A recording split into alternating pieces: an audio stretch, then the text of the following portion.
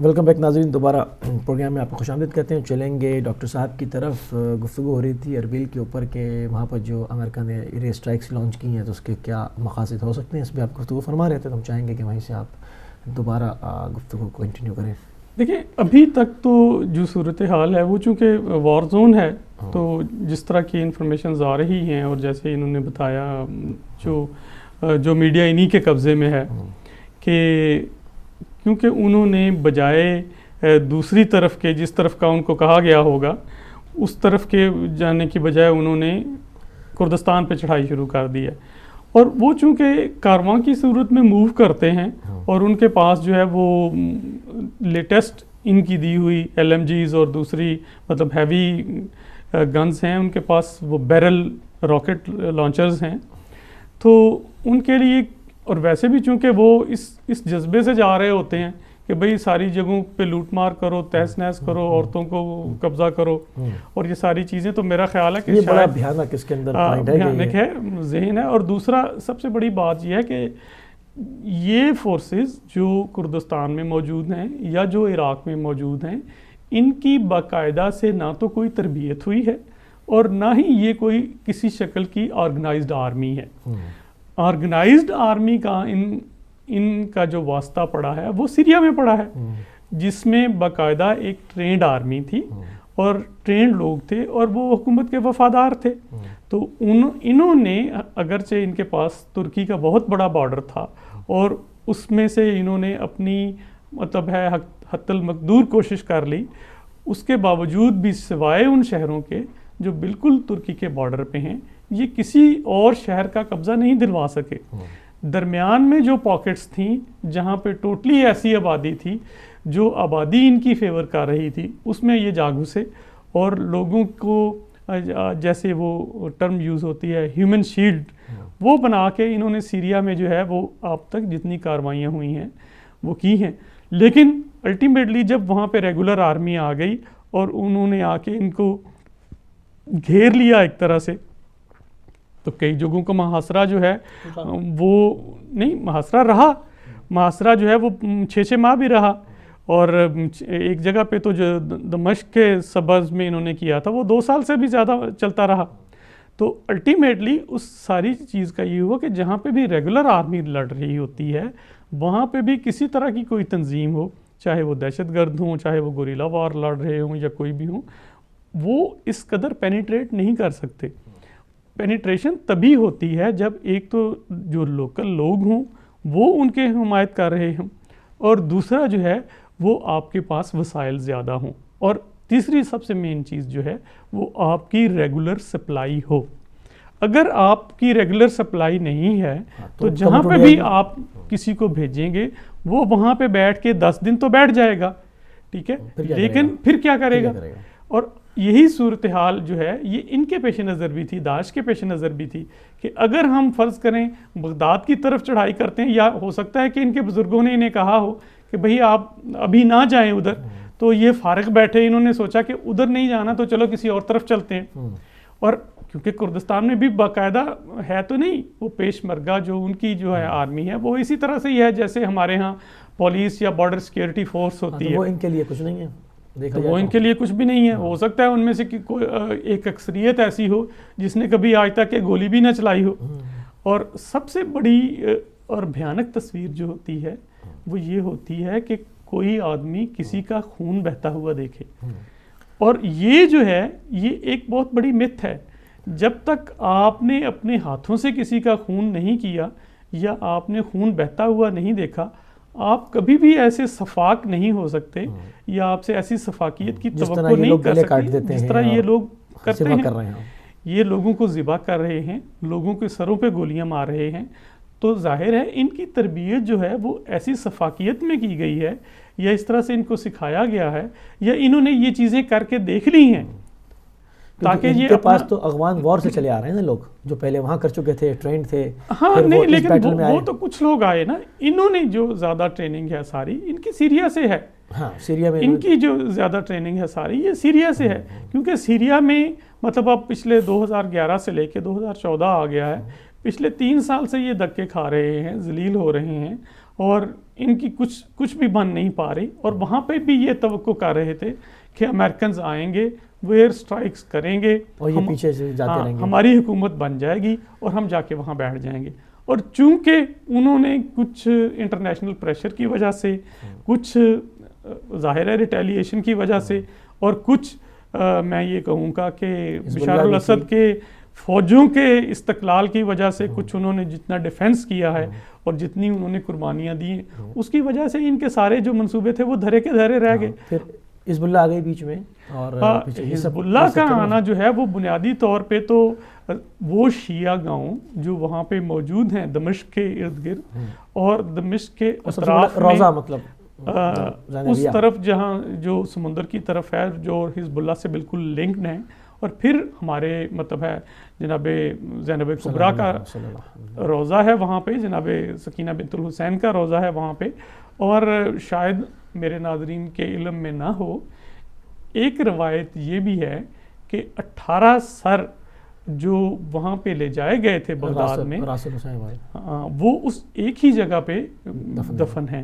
اور ایک جو اکثریت ہے روایات کی، وہ یہ نشاندہی کرتی ہے کہ وہ سر جو تھے وہ وہیں دفن کر دیے گئے تھے، اور ان کو واپس جو ہے وہ نہیں لایا گیا کربلا میں. تو اس لحاظ سے یہ مطلب ہے ایک ایسی جگہ بنتی ہے جہاں پہ شہداء کے سر موجود ہیں، تو وہ ہمارے لیے اپنی جانوں سے بھی زیادہ جو ہے وہ اہم اور مقدس ہے. تو یہ ساری چیزیں جو ہیں وہ حزب اللہ کا انٹر ہونا اس لیے بہت زیادہ ضروری تھا. دوسری سب سے بڑی بات جو ہے وہ یہ ہے کہ سیریا جو ہے وہ حزب اللہ کے لیے شارک کی حیثیت رکھتا ہے. اگر آپ سیریا کو ختم کر دیں، یا سیریا میں جو سپورٹ ہے حزب اللہ کی اس کو ختم کر دیا جائے، تو اس کا مطلب یہ ہے کہ حزب اللہ کے ساتھ وہی کچھ ہوگا جو آج غزہ میں فلسطینیوں کے ساتھ ہو رہا ہے. ٹھیک ہے، جنگ ان کے دروازے پہ پہنچ جائے گی. دیکھیں سمندر کی طرف سے پہلے ہی ان کی ناکہ بندی کی ہوئی ہے اسرائیل نے. ٹھیک ہے، حزب اللہ کے جو علاقے جو ہیں سعودن لبنان میں جو ان کے ساتھ ملتے ہیں وہ سارے تقریباً انکلیو میں آتے ہیں. اس کے بعد یہ ہے کہ جو بارڈر اسرائیل کے ساتھ لگتا ہے وہ تقریباً بند ہے. باقی ان کے اپنے لبنان میں جو ٹریپولی یا دوسرے ایریاز ایسے ہیں جہاں پہ نان شیعہ اکثریت ہے.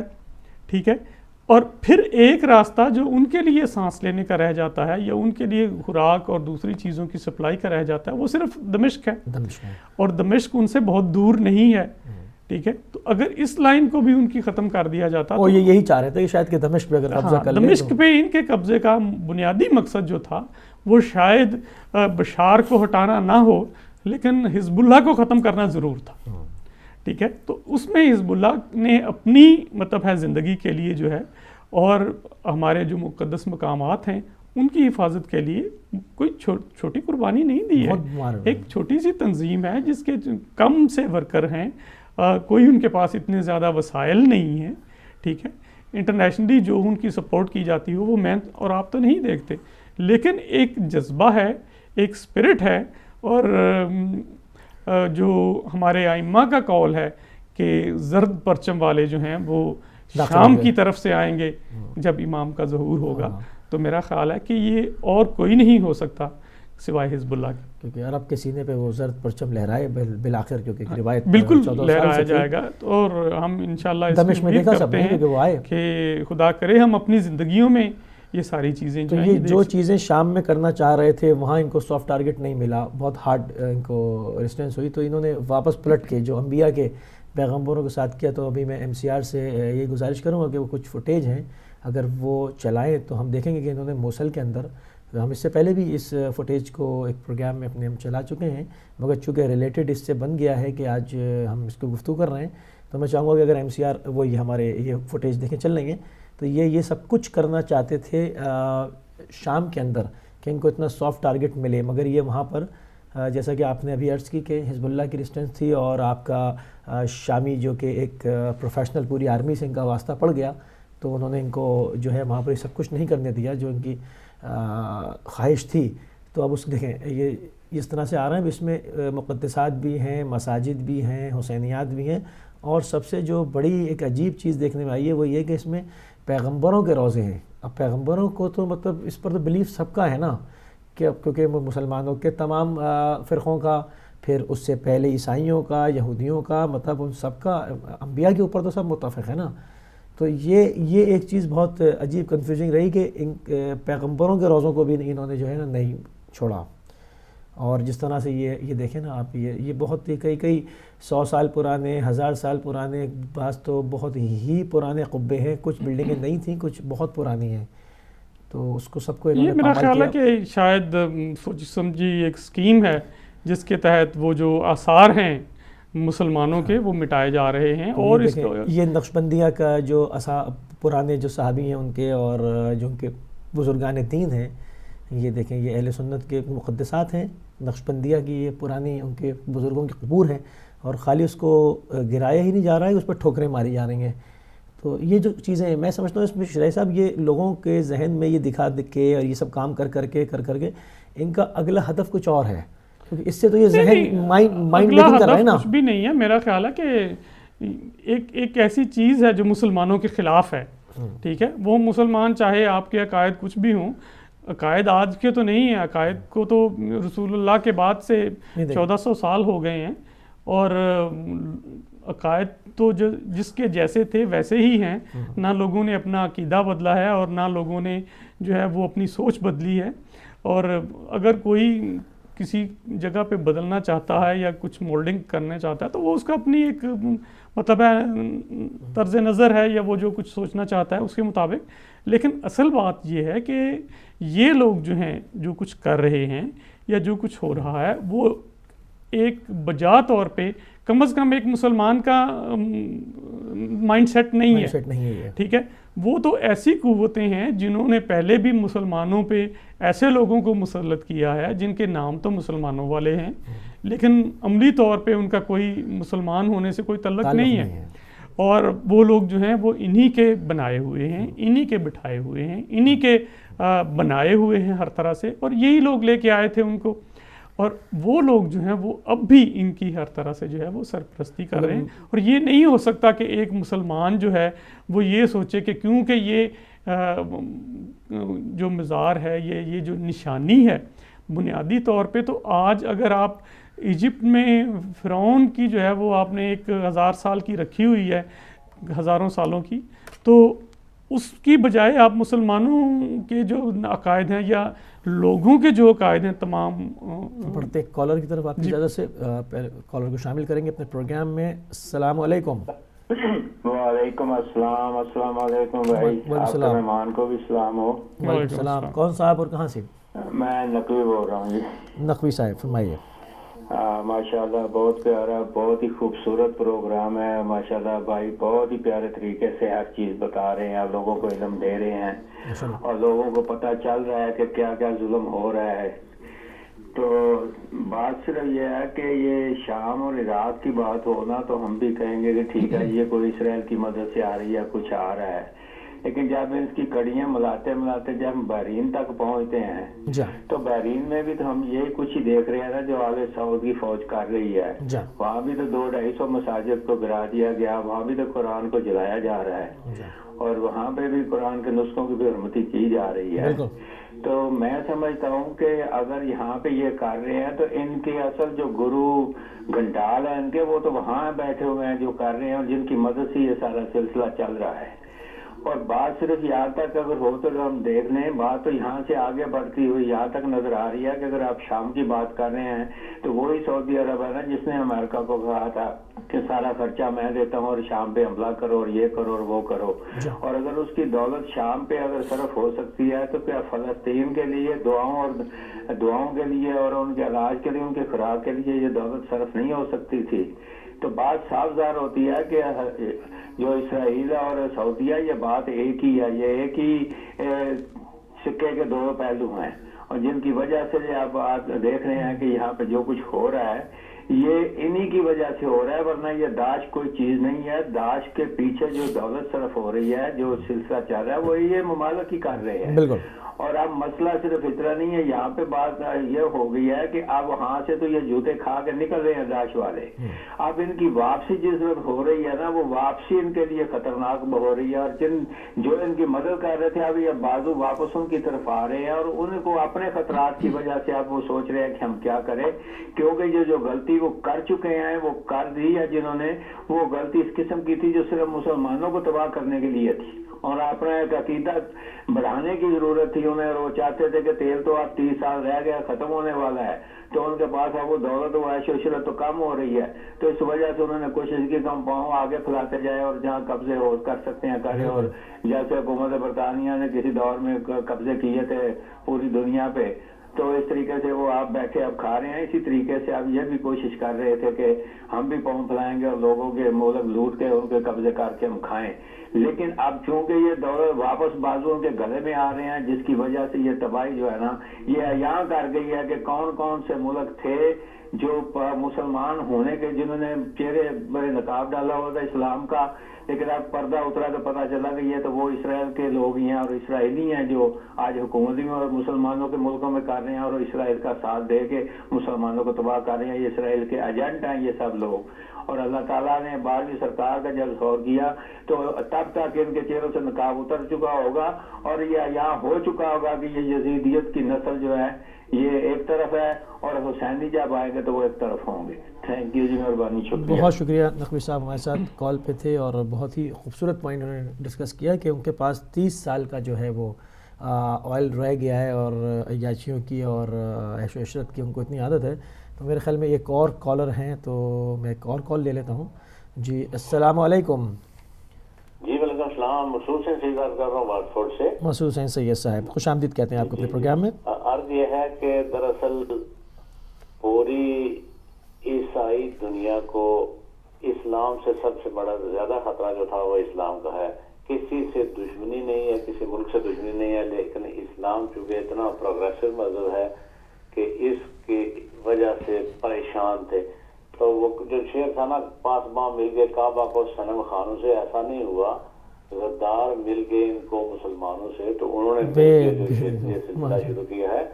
یہ دراصل اس میں نہ داعش کا قصور ہے اکیلے، نہ سعودی عرب کا قصور ہے اکیلے. یہ ایک بین الاقوامی سازش ہے جو اسلام کے خلاف ہے، ورنہ اسلام کا مقابلہ مل جل کر باقی سب مذاہب بھی نہیں کر سکتے تھے.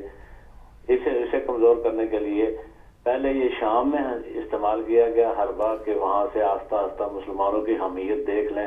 وہ جو ہے نا حمیت نام تھا جس کا گئی تیمور کے گھر سے، وہ تو مسلمانوں میں تو ہے نہیں. پھر اس کے بعد انہوں نے عراق میں سلسلہ شروع کیا، اور کرتے کرتے یہ پروگرام تھا کہ حضور نبی کریم صلی اللہ علیہ وسلم کے روزہ اقدس کو وہ بھی منظم کر دیا. انہوں نے کہا بھی کچھ ویب سائٹس پہ.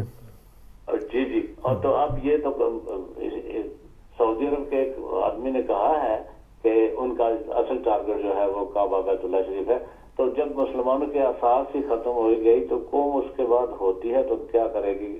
اساس ختم ہو گئی تو مسلمان قوم، یہ ایک ملک کا ایک سوچ کا قصور نہیں ہے، اور نہ اس میں صرف ایک ملک یا ایک سوچ شامل ہے.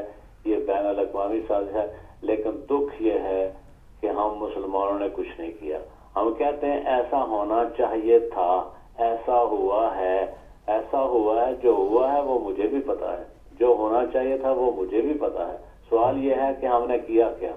جب بھی کوئی لیڈر نکلے گا اہل تشیع کے لیے، وہ یورپ سے نکلے گا. پاکستان میں تو حالات اتنے خطرناک ہیں کہ وہاں آدمی تقیہ میں رہتا ہے. میں اپنی ذاتی بات کرتا ہوں، وہاں کھل کے تو کوئی شیعہ نہیں کہلا سکتا. جب بھی نکلے گا یورپ سے نکلے گا. لیکن کیا کریں، ہماری 1.5 انچ کی مسجد الگ الگ ہے. یورپ میں ہم نے کوئی ہوم ورک نہیں کیا. مجھے اس کا زیادہ دکھ ہے بجائے دوسری باتوں کے.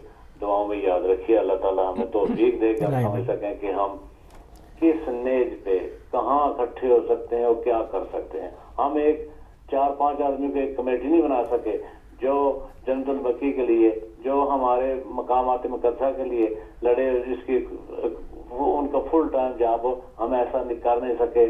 آدمی یہاں مہیا نہیں ہے کیا؟ वसाइल क्या मुहैया नहीं सब हैं, लेकिन हमने कभी सोचा नहीं। बहुत मेहरबानी। बहुत शुक्रिया, आप शामिल हुए हमारे प्रोग्राम में, और कि हम भी यहाँ पर बैठे हैं आपके साथ दर्द दिल शेयर करने के लिए, क्योंकि पूरी उम्मत सोई हुई है। और हमने क्लिप भी चलाए, आपने देखा कि किस तरह से पैगंबरों के रोज़ों को मुनज़्ज़म किया गया, किस तरह लोगों को हाथ पैर बांध के लिटाया हुआ है, कई कई 100 मार मार के। फिर वो हम कुछ फुटेज दिखाने से भी कासिर रहे, क्योंकि हमारे लॉ में नहीं आता यहाँ कि हम दिखा सकें जिसमें उन्होंने सर में गोलियां मार मार के दरिया में फेंक रहे हैं। और वो चबूतरा सा दिखाया गया है उस वीडियो के अंदर, जो खून से, इंसानी खून से रंगीन है, क्योंकि वहीं कत्ल कर रहे हैं और वहीं समंदर में वो दरिया बुर्द करते जा रहे हैं। तो वो हम फुटेज दिखा भी नहीं सकते, और ना वो दिखानी चाहिए, अखलाकी तौर पे भी वो नहीं है ऐसी। तो और इन सब चीज़ों के बावजूद जो कि सोशल मीडिया पर उधर से लोगों तक पहुंच गई, मगर बेहिसी का आलम यह है कि खामोश है पूरा। एक और कॉलर को शामिल करता हूं प्रोग्राम में। अस्सलाम वालेकुम। वालेकुम अस्सलाम जी, कौन साहब, कहाँ से? मैं मैनचेस्टर से बात कर रहा हूँ, आमिर। आमिर साहब मैनचेस्टर से, फरमाइए। जी, मैं प्रोग्राम में बात करना चाह रहा हूँ। जी जी, आप ऑन एयर हैं और आपकी आवाज़ जा रही है, आप फरमाइए, आप बात कीजिए। जी मौलवी साहब, आपका क्या हाल है? खैरियत से हैं? अल्हम्दुलिल्लाह। आप माशाल्लाह बहुत अच्छा प्रोग्राम कर रहे हैं। जी शुक्रिया। मैं ये कहना चाह रहा था, अगर ये प्रोग्राम आप 3 घंटे का ऐसे प्रोग्राम को किया जाए शाम के टाइम या प्राइम टाइम में, और उसमें अगर आप अहले सुन्नत के किसी उलमा को भी बुलाएं, ताकि इससे ज्यादा बेदारी पैदा हो लोगों में, आम जो हम मुसलमान हैं, ऐसे तशरीयों के अलावा भी।